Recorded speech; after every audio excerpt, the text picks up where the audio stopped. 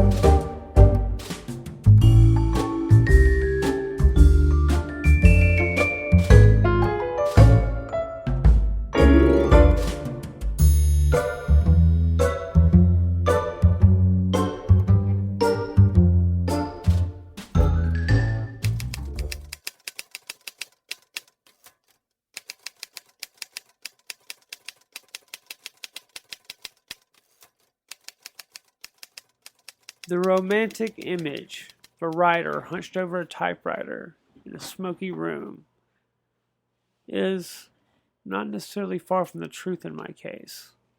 I stayed up all night, a lot of nights, once I got home from a long shift at 1 in the morning from Fuel or Basil or Leaf, the restaurants I worked at in Charleston.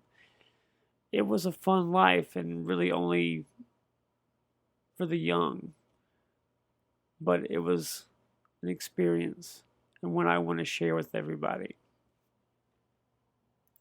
We can't all go on adventures with the wild hair up our asses. A lot of us have families and jobs and shit, so I do it for people, and I'll let you read about it in my life because I'm in a unique position. I was on disability or am on disability and get $1,000 a month to sustain myself, and it's given me a certain level of freedom to pursue my dreams. And a lot of friends and people I've talked to just say they wish they had the balls or whatever to do what I do, and it doesn't take any special talent or resources or circumstances to be poor and go after your dreams and have balls. But having disability was a stroke of fate, I think, and making the best of a terrible, shitty situation. I use my art and my ventures and my businesses to fund my further adventures. So I go on, I travel, work in restaurants, and then live like a monk for a couple years, save up money from working and go on adventures. And then after a couple years, I come home to my family's farm in York, South Carolina, to my apartment on my family land, and crank out work and produce something from my time out among the world. And it's a business model of sorts, and it's served me well. I couldn't do it without my best friend Robert McFarland. He has prior service in the Peace Corps in Africa. Is an all-around awesome guy. He's helped me with my ventures and is going to be my bass player. He dated my sister from junior high through college and was in my life in that capacity for many years, and I consider him a little brother. His older brother, Randy, is going to come on my podcast as one of my first guests to talk about Mossad, Israel, and AIPAC, and how this country is run by the Israeli lobby. That's going to be maybe in a couple weeks. And so keep your eyes peeled for that. Tonight, we're delving headfirst into the deep fryer of the restaurant industry. It is a world I know intimately, a world that shaped me, scarred me, and ultimately inspired Gethsemane, the novel I'm wrestling into shape even as we speak. Forget the sanitized images of celebrity chefs and Michelin stars. We're talking about the trenches, the late nights, the relentless pressure, and the strange camaraderie forged in the fires of a busy kitchen. It's a place where dreams are both realized and crushed, often in the same night. The restaurant world is a democratic world in few industries are, a haven for immigrants, the young, and those seeking a fresh start. But is it a fair deal? A sustainable existence? A net positive for the soul? These are the questions that keep me up at night, questions that fueled both my life and my writing. And of course, we'll have to pause for a few necessary evils, commercials. But hey, even a cigarette-smoking man has to pay the bills. Consider them brief respites from the existential dread, or perhaps interesting diversions in their own right. So grab a drink, spark one up if you're so inclined, and join me. Is the restaurant industry a melting pot of opportunity or a pressure cooker of exploitation? Let's find out, shall we? But before we truly delve into the abyss, let's paint a picture, not of pristine dining rooms and perfectly plated dishes, but of the raw, unfiltered reality. Close your eyes, if you will, and imagine the symphony of a bustling kitchen, the sizzle of fat hitting a scorching pan, the rhythmic chop, chop, chop of knives against the cutting boards, the insistent clang of pots and pans, the shouted orders and hurried footsteps, the ticket machine rattling off orders that makes nightmares and the stuff of legend for industry pros and newbies alike. A cacophony that somehow coalesces into a strange, almost hypnotic rhythm. Now, breathe in. Can you smell it? The intoxicating aroma of spices mingling with roasted meats, the sharp tang of citrus, the earthy scent of fresh produce, the ever-present undercurrent of stale beer and bleach. It's a heady, intoxicating mix, a scent that clings to your clothes, your hair, your very being, long after you've left the building. Open your eyes. What do you see? A frantic dance of cooks, each moving with purpose and precision, the focused intensity on their faces, the sweat glistening to their brows, the expectant faces of diners, eagerly awaiting their culinary creations, the hurried movements of servers, weaving through the crowded tables, balancing trays laden with food and drink. Our journey will take us to various meccas for food and beverage, those culinary destinations where the art of gastronomy is elevated to new heights. Places like Charleston, South Carolina, a city steeped in history and flavor, where the traditions of the South mingle with modern culinary innovation. But we won't just be admiring the scenery, we'll be getting our hands dirty, exploring the underbelly, uncovering the stories that lie beneath the surface. These places inspired Gethsemane, and it is to them we owe this dark, gritty, honest view. Forget the glossy magazines and the carefully curated Instagram feeds. What I'm offering you is the unvarnished, unabashed truth, the perspective of someone who's been in the trenches, who's seen the best and worst of the restaurant world. So brace yourself, because it's going to be a wild ride. The democratic kitchen, a melting pot of humanity.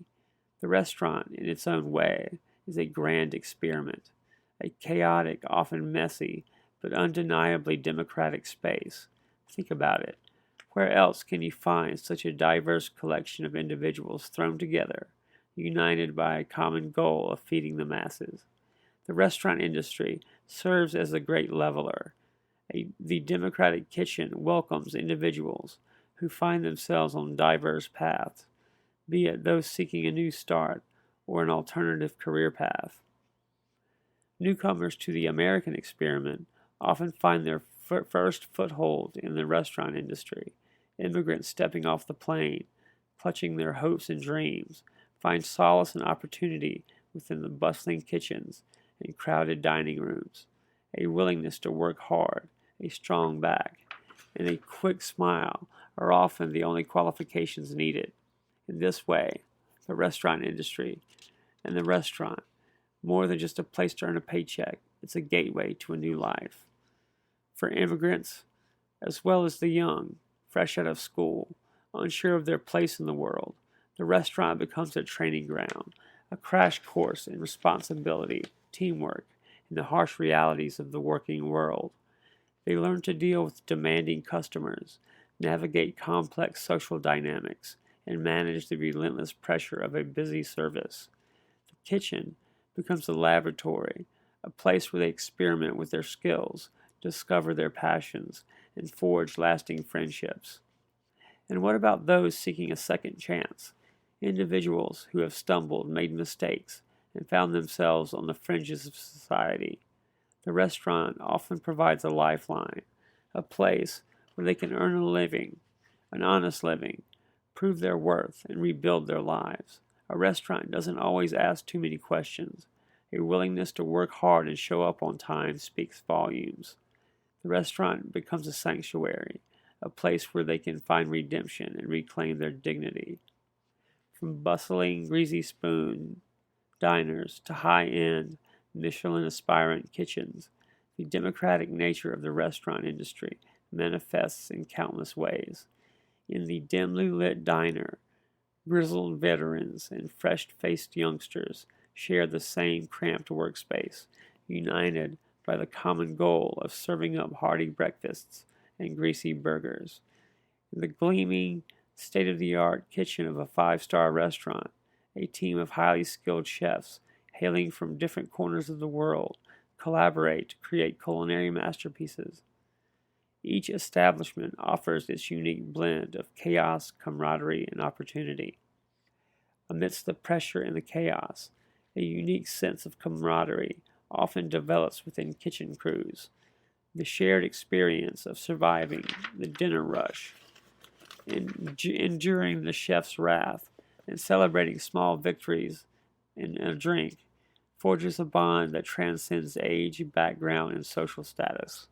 The kitchen becomes a found family, a surrogate support system that provides comfort, encouragement, and a sense of belonging. This melting pot environment not only fosters innovation in food, but also creates a complex tapestry of social dynamics, rife with both conflict and creation and connection. But is this democracy always fair? Does the restaurant industry truly offer equal opportunity for all? Or are there unwritten rules and hidden hierarchies that perpetuate inequality? While the industry may be open to all, success is not guaranteed. Factors such as race, gender, and social class can still influence one's opinions and opportunities of advancement. The restaurant world, like society itself, is not immune to prejudice and discrimination. It is a democracy with its own set of imperfections, a melting pot with its own share of tensions. The craft and the calling, more than just a paycheck. Some people work in restaurants because it's the only choice they have. But for some, restaurant work transcends the mere necessity of earning a living. It's a true craft, a calling that resonates deep within their souls. As we've touched upon, it's a meritocracy where dedication and skill are rewarded. It's about mastering the art of flavor, presentation, and hospitality. But let's delve deeper into what that truly entails. Consider the artistry of a pastry chef. It's not simply about following recipes. It's about understanding the delicate balance of ingredients, the science of baking, and the aesthetic appeal of a perfectly crafted dessert. It's about transforming simple components like flour, sugar, and butter into edible works of art that evoke emotions and create lasting memories. Then there's the precision of a butcher, more than just cutting meat. It's about understanding animal anatomy, different cuts, and the proper techniques for maximizing flavor and tenderness. A skilled butcher can transform a primal cut into a masterpiece, preparing it for the chef's culinary vision. The intuitive palate of a saucier is another example. They possess an innate ability to taste, analyze, and create complex sauces that complement and enhance the flavors of a dish. It's the blend of science and art, requiring a deeper understanding of flavor profiles and cooking techniques than most people are willing to invest in. A great saucier can elevate a simple dish to something extraordinary. And let's not forget the encyclopedic knowledge of a sommelier. They are more than just wine stewards. They are educators, curators, and storytellers. They possess a deep understanding of wine regions, grape varietals, vintages, and food pairings. A skilled sommelier can guide diners on a culinary journey, enhancing their dining experience with the perfect wine selection and make for a very pleasant evening.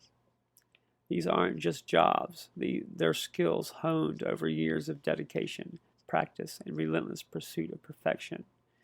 They are crafts passed down through generations, refined and adapted to modern techniques. Let me tell you about a fictional character I've been working on for Gethsemane. His name is Miguel. He started as a dishwasher, barely speaking English, just trying to make ends meet. But he had an eye for detail, a hunger to learn. He watched the chefs and asked questions and volunteered for any task, no matter how menial. He soaked up knowledge like a sponge. He started helping with prep work. Then he moved to the salad station. Then the grill. He made mistakes, of course, but he learned from them. He worked harder than anyone else, driven by an insatiable desire to improve, and slowly but surely he rose through the ranks. Eventually he became the head chef, transforming the menu with his unique blend of traditional flavors and modern techniques. He even bought the restaurant from the previous owner. This character will show the heights that can be reached with hard work. What drives this passion? Is it the love of food, artistic expression, the thrill of service? Perhaps it's a combination of all these things. But for those who treat restaurant work as a craft, it's something deeper. It's a sense of purpose, a feeling of accomplishment, a desire to create something beautiful and meaningful. It's about more than just a paycheck. It's about leaving a mark on the world, one dish, one dining experience at a time. Tools of the trade and thought. Every craft has its tools. For the chef, precision is paramount. For the thinker, a reliable instrument to capture fleeting thoughts. Are you serious about cooking? Then you need serious knives, shun knives, crafted in Japan with a heritage of samurai sword making. Shun knives offer unparalleled precision and performance. It's what I use when I cook, and what I used in Charleston. They use harder steel, so you only need to hone about once a week, depending on use. The Shun combination honing steel even has a built-in 16-degree angle guide on the handle, making it easy to maintain that razor edge. From their premier series with its hand-hammered finish that helps release food easily, to the classic line, the workhorse of professional kitchens, there's a Shun knife for every task. And to protect your investment, their Japanese cypress knife blocks not only look beautiful, but also help preserve your blade's sharpness. For culinary artists and passionate home cooks alike, Shun is more than a knife, it's an extension of your skill. Visit shun.kiausa.com and experience the difference. Free standard shipping on orders of $50 or more. Skillcraft U.S. government pens. In a world of disposable everything, some things are built to last. Skillcraft U.S. government pens. The pen that has served generations. Reliable, durable, and proudly made in America. But there's more to Skillcraft than just a great pen. Skillcraft products are manufactured by National Industries for the Blind, NIB, and associated agencies, providing meaningful employment for Americans who are blind or have significant disabilities. When you choose Skillcraft, you're not just buying a pen, you're supporting American jobs in a vital mission. Skillcraft, quality you can trust, and a purpose you can believe in. Indeed, the right tool in the right hand can make all the difference. Charleston, South Carolina, my Gethsemane. We've talked about the industry, this vast sprawling beast, the democracy of the kitchen, the grind, the fleeting moments of grace, and the pervasive shadows of vice. But these aren't abstract concepts, not for me. They're visceral memories tied to specific places, specific smells, specific faces, and nowhere are they more sharply etched than in Charleston, South Carolina, my Gethsemane. Charleston, a city that wears its history like a shroud woven from Spanish moss. Walk down the cobblestone streets of South of Broad, past the ironwork balconies dripping with jasmine, past the pastel-colored houses standing sentinel against the humid air. You can almost hear the ghosts whispering tales of pirates, planters, and the gullah rhythms that beat in the city's soul. It's beautiful, undeniably, postcard perfect, some might say. The salty tang of the harbor air, the sweet scent of magnolias in bloom, the chime of carriage bells echoing down narrow alleys. It can lull you into a false sense of genteel calm. But step off those picturesque streets, through the back door of any one of the hundreds, if not thousands, it felt, of restaurants crammed into that small peninsula, and the illusion shatters. The charm gives way to chaos. The beauty is a facade for the relentless, sweaty, high-stakes reality of feeding a constant stream of hungry people. Those 4 years I spent there, they weren't just a chapter, they were the entire damn book that came before the one I'm writing now. They were the crucible, the intense heat, the constant pressure, the raw materials of human ambition and desperation, thrown together and hammered into something new, something real, endless material for my first serious novel, Gethsemane.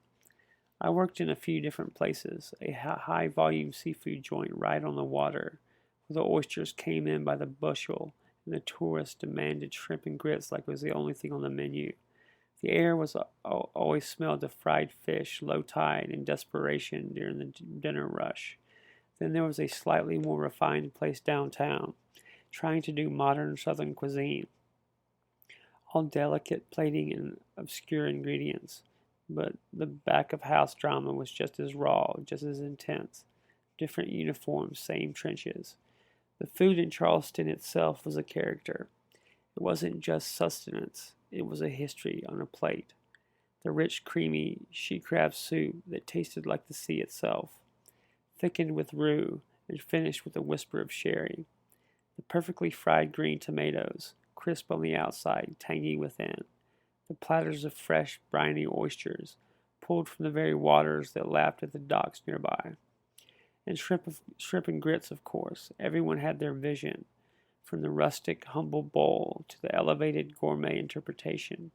It spoke of the low country, of ingredients pulled from the land and sea, of traditions passed down through generations, including the deep, often unacknowledged influence of Gullah people on the region's cooking.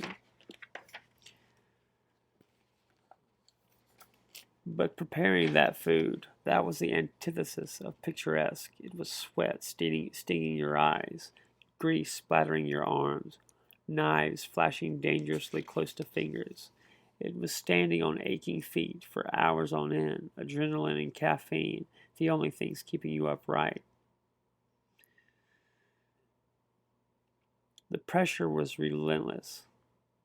You were only as good as your last plate. One mistake, one forgotten order, one dish sent back, and the entire intricate dance could fall apart. The head chef was a constant presence, often a terrifying one. Some were artists, driven by a pure passion for food, and working day jobs in the restaurant industry to supplement their incomes for their creative endeavors. Others were tyrants, using fear and intimidation to drive their crew. Most were somewhere in between, brilliant and volatile in equal measure. They were the conductors of this chaotic symphony, demanding perfection in the face of impossible odds. And the people I worked alongside, they were the soul of the experience. A collection of misfits, outcasts, and dreamers, the kind of folk you find in the back alleys of any industry, the ones who don't fit neatly into the mainstream. There was the grizzled fry cook who'd been flipping burgers for 40 years and had seen it all, dispensing cynical wisdom between orders. The young, ambitious culinary school grad, burning bright but inevitably destined for burnout or migration to a bigger city. The quiet immigrant woman on the salad station, sending money home to a family she hadn't seen in years, her hands moving with quiet, efficient grace. The washed-up musician working as a server, trading stories of faded glory for tips. They weren't just coworkers, they were fellow travelers in the dark. We shared cigarettes out back, swapping stories of the night's horrors and absurdities. We covered for each other when someone was too hungover or too strung out to function. We celebrated small victories, surviving a Saturday night rush, or the Cooper River Bridge Run days when 30,000 people were packed onto the peninsula and hungry. We were a strange, dysfunctional family, bound by the shared experience of the grind. Every spilled drink, every burnt dish, every moment of shared exhaustion, every flash of anger or frustration, every fleeting laugh in the walk-in freezer, it all became notes, observations, building blocks. I'd stumble home at 3 a.m., smelling of fryer grease and stale beer, my feet screaming, and sit down with a cigarette and cheap notebook, probably filled with ink from a Skillcraft pen, and just write, not polishing sentences, not crafting plot points, just getting it down, the sensory details, the fragments of dialogue, the raw emotion of it all. The city as muse. Charleston itself wasn't just a backdrop, it was an active participant in this process. The weight of its history, the lingering presence of the past, the deep-seated social strata that still subtly permeate the city, they added layers to the human drama unfolding in the kitchens and dining rooms. The contrast between the wealthy diners enjoying their elegant meals in air-conditioned comfort and the sweating, straining crew in the hot, cramped kitchen below felt like a physical manifestation of societal divides. The city's charm and beauty made the grime and struggle of the back-of-house life feel even more stark, more poignant. The specific low-country culture influenced the stories too. The pace of life, slightly slower outside the kitchen rush, the unique rhythms of speech, the emphasis on hospitality, which sometimes felt performative, thin as a glaze over simmering tensions.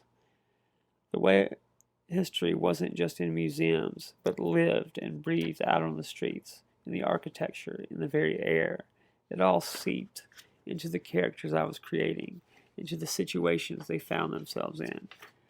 The lessons learned weren't just about cooking or service. There were lessons in resilience, in grit, in understanding human motivation, the desperate need for a paycheck, the burning desire for perfection, the simple human craving for connection, however fleeting. I learned how much people could endure and how quickly they could break. I learned the value of a shared burden, the strength that comes from knowing the person next to you is just as tired, just as stressed, and just as determined to get through the night. This experience, 4 years steeped in the contradictory reality of Charleston's culinary world, stripped away a lot of illusions. It showed me the stark, unvarnished truth of work, of people, of survival. It was dirty, it was exhausting, and sometimes it was soul crushing, but it was also intensely real. And that reality became the bedrock upon which Gethsemane was built. Every character, every conflict, every moment of despair, and every flicker of hope in that novel, it was forged in the heat and the pressure of those Charleston kitchens. It was pulled from the salty air, the cobblestone streets, and the sweet life, and the sweat equity, and the beautiful, brutal forge of the Low Country.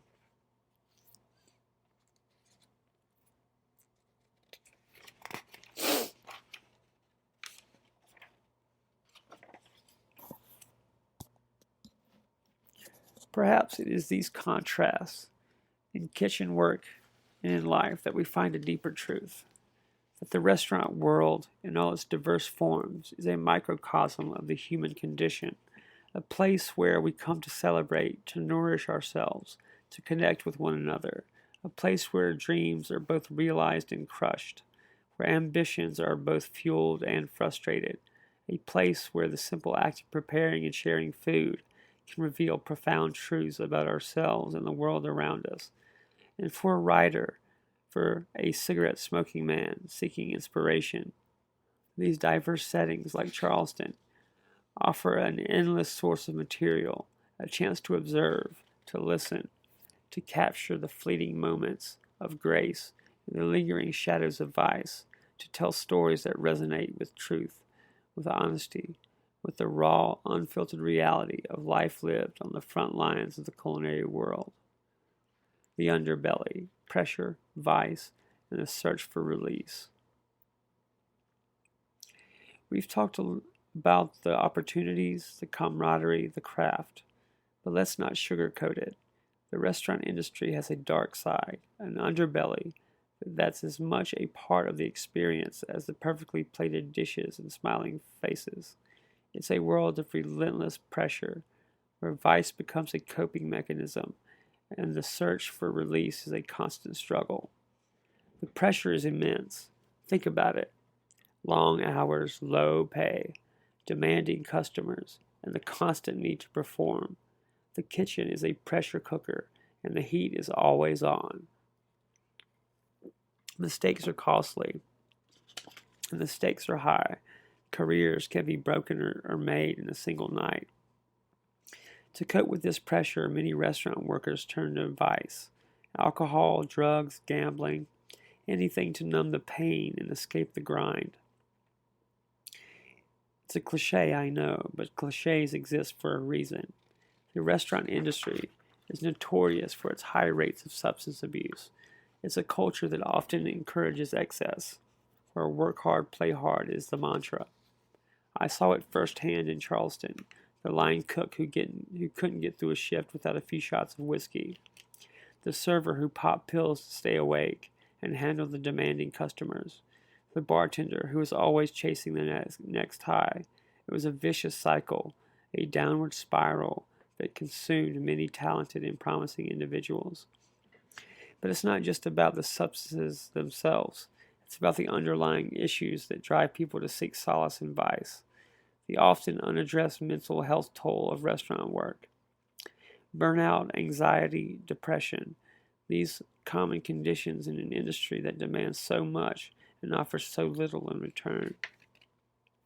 The long hours and low pay leave little time or money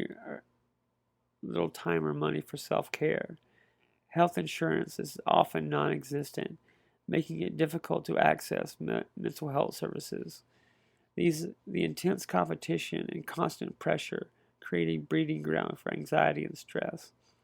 And the work hard, play hard culture only exacerbates the problem. It encourages people to push themselves to the limit, to ignore their own needs, and to seek validation in external sources. It's a recipe for disaster. How does this manifest differently in various culinary settings? In high-pressure city kitchens, the focus is on speed and efficiency.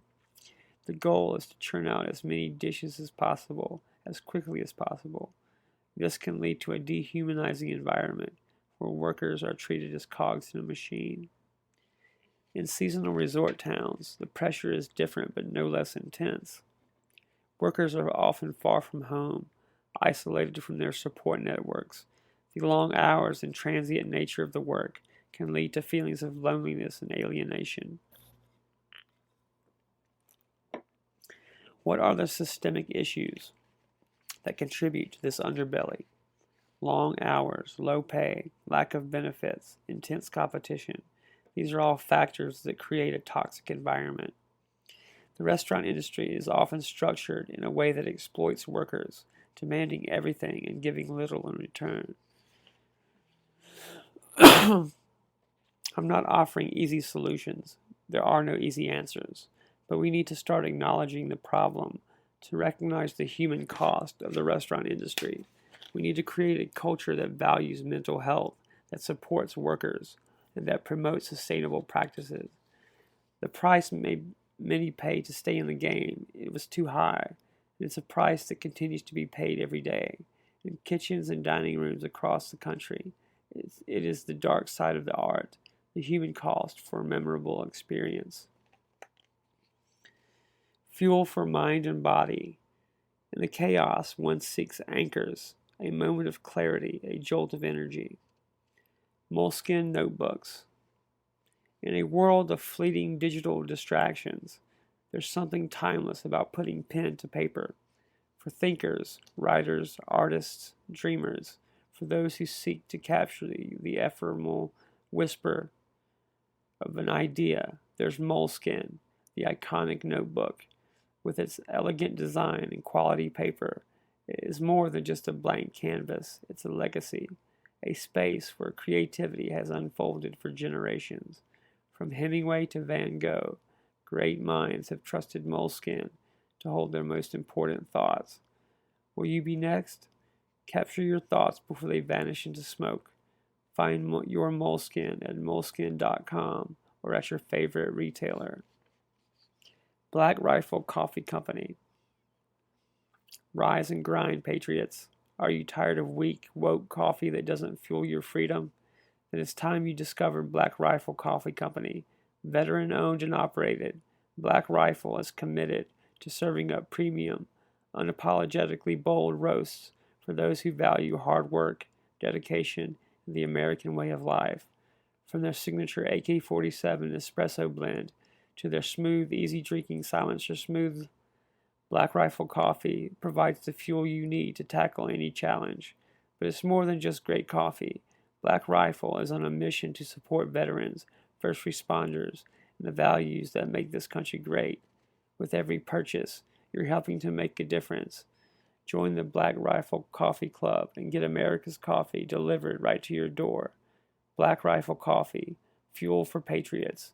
Visit blackriflecoffee.com and use code CSM10 for 10% off your first order. Fuel indeed, for the body and for the stories yet to be told. The economic engine, more than just meals, it's a livelihood. All right, enough with the personal war stories. Let's pull back and look at the bigger picture. Beyond the individual struggles, beyond the kitchen dramas and late-night vices, there's a fundamental truth about the restaurant industry that often gets overlooked. It's a goddamn economic engine. We're talking about a sector that provides a livelihood for millions of Americans, not just chefs and servers, but dishwashers, bussers, bartenders, managers, suppliers, farmers, truckers. The ripple effect is enormous. Think about it. The food has to come from somewhere, right? The linens need to be laundered. The equipment needs to be maintained. The building needs to be cleaned. Every restaurant supports a whole ecosystem of businesses, each employing more people, contributing to local economies. It's one of the largest employment sectors in the United States. and its impact is felt in every corner of the country, from bustling metropolises to quiet rural towns. I'm talking about real jobs, real paychecks, real opportunities for people to support themselves and their families. According to the National Restaurant Association, the industry generates hundreds of billions of dollars in revenue each year. That's money flowing into communities, creating jobs and fueling economic growth. And it's a sector that continues to grow and evolve, adapting to changing tastes and trends. Remember those demographics we talked about earlier, the immigrants, the young people, those seeking a second chance. The restaurant industry remains a crucial on-ramp for them. It provides that first job, that first taste of financial independence, that first opportunity to prove themselves. It's a place where a strong work ethic and a willingness to learn can take you a long way, regardless of your background or education. For many immigrants, it's a lifeline, a way to get their foot in the door, learn the language, and build a new life in America. They bring their skills, their traditions, their flavors to the table, enriching our culinary landscape and contributing to the cultural tapestry of our nation. Let's not forget the role of restaurants in local economies. They're often the heart and soul of a community, a place where people gather to celebrate, to connect, to unwind. They attract tourists, boosting local businesses and generating revenue for municipalities. They sponsor local events, support local charities, and provide a sense of place and belonging. Think of King Street in Charleston, for example. How many families rely on those Saturday night crowds, not just the servers and bartenders, but the flower vendors, the carriage drivers, the musicians playing in the square. The entire economy of that street, that neighborhood, thrives because of the restaurants. It's a food and beverage mecca in every sense of the word. Beyond the direct employment, consider the vast supply chain. The farmers tilling the soil, the fishermen hauling in their catch, the vintners crafting their wines, the artisans creating handcrafted cheeses and charcuterie. All of them depend in some way on the success of the restaurant industry. Their livelihoods are intertwined, their fates inextricably linked. They are the silent partners, the unseen workforce that makes the restaurant experience possible. And then there's tourism. Restaurants are a magnet for travelers, a major draw for anyone seeking an authentic and memorable experience. Charleston isn't just history, it's a taste, a flavor profile that people travel for.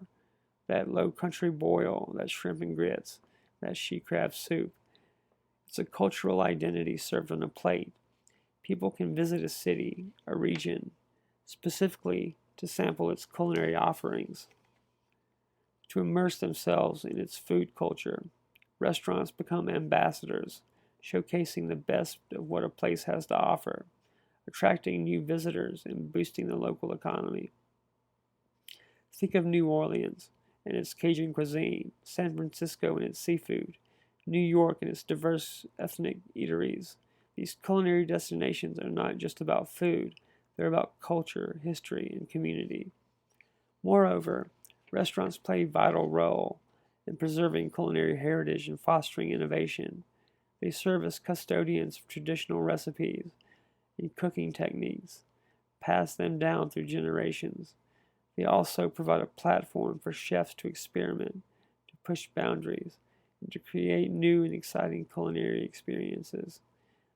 They are living laboratories, constantly evolving and adapting to changing tastes and trends. Even in the face of economic challenges, the restaurant industry has proven to be remarkably resilient. Restaurants adapt, innovate, and find new ways to survive. They adjust their menus, streamline their options and operations, and embrace new technologies.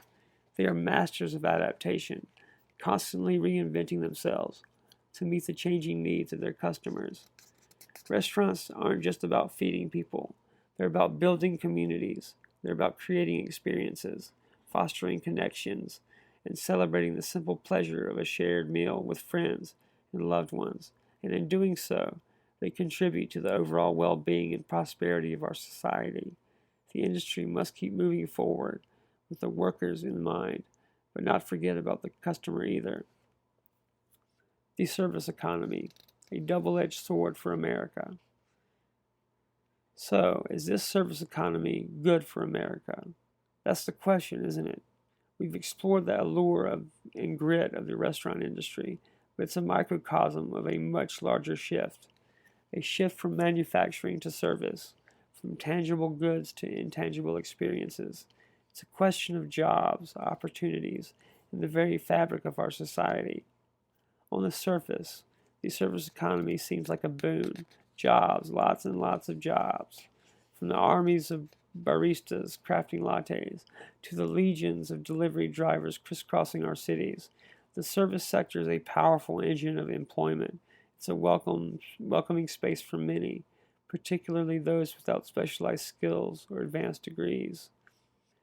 A friendly demeanor and a willingness to work hard can open doors in a way that other industries can't match. It's the smiling face at the checkout counter, the helpful voice on the phone, the attentive server at your favorite restaurant. It's convenience, accessibility, and the promise of a seamless experience. But beneath the shiny veneer lies a more troubling reality. There's always a but, isn't there? The prevalence of low wages, for one. The service economy is riddled with jobs that offer meager compensation, barely enough to make ends meet. We're talking about individuals working long fucking hours, often under demanding conditions, for wages that barely cover rent and groceries.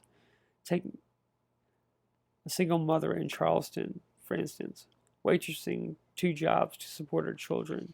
Despite her tireless efforts, she struggles to afford decent housing and health care. This story is not unique. It's a stark illustration of the financial precarity that plagues so many service workers. And then there's the insidious issue of tipping. This deeply ingrained practice relies on the whims of customers, creating a system ripe with inequities and biases. Servers, bartenders, and other tipped employees are forced to navigate a complex web of expectations, their income directly tied to the subjective assessments of their patrons. This creates a power dynamic that can be easily exploited, leaving workers vulnerable to discrimination and harassment. What about a living wage? The debate rages on, with proponents arguing that a guaranteed minimum wage would provide stability and dignity to service workers, while opponents fear the potential impact on prices and employment. I love Trump's idea for no tax on tips. That is just the kind of innovative thinking that can actually help real people that I know with becoming financially independent and saving more money as the cost of living shoots up even higher. The emotional toll of service work is also significant. Service with a smile comes at a cost, demanding a constant performance of positivity, even in the face of rude or demanding customers. This emotional labor can be particularly draining in high-pressure environments, like upscale restaurants and tourist-heavy destinations. What are the societal implications of this shift towards a service-based economy? Are we creating a two-tiered system where a privileged few enjoy the fruits of innovation while a vast underclass struggles to make ends meet? What does it mean for our national character, our sense of shared purpose, when so many are relegated to serving the needs and desires of others? Are we losing something vital in the transition away from manufacturing, from the tangible creation of goods to the intangible provision of services? It's a question worth pondering, especially when considering the challenges faced by service workers trying to afford life in the very scenic and often expensive culinary destinations they help make attractive. Charleston, for all its beauty and charm, is a city where the cost of living continues to rise, pushing many service workers to the brink. There are no easy answers, no simple solutions. The service economy is a complex and multifaceted phenomenon, with both benefits and drawbacks. But it's a conversation we need to have, a reckoning we need to undertake. If we want to build a society that is truly just, equitable, and sustainable, and as always, I remain skeptical of any easy answers, content to acknowledge the complexity of the issue. Building futures, shaping narratives. While we ponder the grand scale, some are busy building, busy telling new stories. Monarch Holdings International Incorporated. In today's complex world, informed decisions are paramount. Monarch Holdings International Incorporated, an innovative holding company registered in Nevada, is dedicated to fostering entrepreneurial spirit and advancing libertarian principles like individual liberty and free markets. With a diverse portfolio spanning business, market, and political consulting, publishing, music production, technology app development, apparel, and investment, we're building a better future one venture at a time. At Monarch Holdings International, we leverage cutting-edge business intelligence tools like IBM SPSS, IBM Watson AI, and Palantir to deliver data-driven insights and strategic recommendations. Our commitment to integrity, collaboration, and innovation empowers our clients to navigate the complexities of the modern marketplace with confidence. From startups to established enterprises, we provide the expertise and resources you need to thrive. Discover how Monarch Holdings International Incorporated can unlock your potential. Visit monarchholdingsinternational.com today. Monarch Literary Limited. Are you searching for stories that challenge the status quo? Voices that inspire free thought? Then look no further than Monarch Literary Limited, an independent publisher of poetry and fiction. We're dedicated to bringing exceptional literary works to readers everywhere, supporting unique voices that dare to be different. At Monarch Literary, we champion art and build community, offering a platform for free thinkers to connect and explore new perspectives. And we're committed to a better world. That's why Monarch Literary pledges 1.5% of its revenue to combat climate change, focusing on practical, data-backed methods that make a real difference. Find your tribe of free thinkers, explore art, and build community with Monarch Literary. Discover your next favorite author at monarchliterary.com. Perhaps you will even find the works of this cigarette-smoking man there one day. Enterprises born of conviction, much like the stories we tell ourselves. The Writer's Feast, transforming restaurant grit into narrative art. The restaurant, a symphony of controlled chaos, a stage upon which ambition, desperation, camaraderie, and exploitation play out in a never-ending loop. But how does one capture the cacophony and transform it into something coherent, something meaningful? How does one alchemize the raw grit of restaurant life into narrative art? For me, Gethsemane isn't just a story, it's a distillation, a process of extracting the essence of my experiences, of filtering out the noise and highlighting the essential human truths.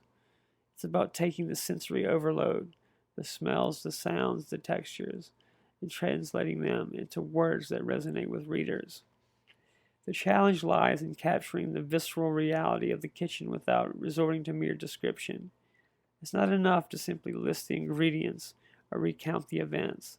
You must convey the feeling of being there, the heat radiating from the stove, the weight of the knife in your hand, the adrenaline pumping through your veins as you race against the clock.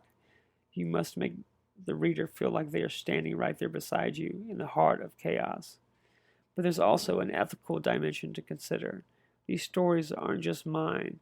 They involve real people, real lives. Even when fictionalized, there's a responsibility to treat those experiences with respect and sensitivity. How do you tell the truth without causing harm? How do you expose the underbelly of the industry without exploiting the pain and suffering of those who have lived it? I grapple with these questions constantly. There are characters in Gethsemane who are composites of several individuals I've known, their stories woven together to create a more universal truth. There are scenes that are based on real events, but altered and embellished to enhance the narrative. It's a delicate dance, a constant negotiation between reality and fiction. Perhaps the most important aspect of this transformation is finding the underlying themes. What is a story really about? Is it about ambition, desperation, survival, community? For me, Gethsemane is about all of these things. It's about the human condition, laid bare in the crucible of the restaurant kitchen, a pressure cooker with no lid, where things can bubble over unexpectedly. So I think about what I need to show and reveal as clearly as possible. Much like a chef meticulously crafting a dish, I approach the writing process with a similar level of attention to detail. Every word must be carefully chosen. Every sentence must be perfectly balanced. The structure must be solid, yet flexible enough to allow for improvisation, and of course, a healthy dose of cigarettes and black coffee to fuel the creative fire. The restaurant, like any intense environment, offers endless fodder for storytelling. The challenge is not in finding the stories, but shaping them, refining them, and ultimately transforming them into art. The art has to be worth the strife and the struggle. Outro, last drags, lingering flavors in the road ahead.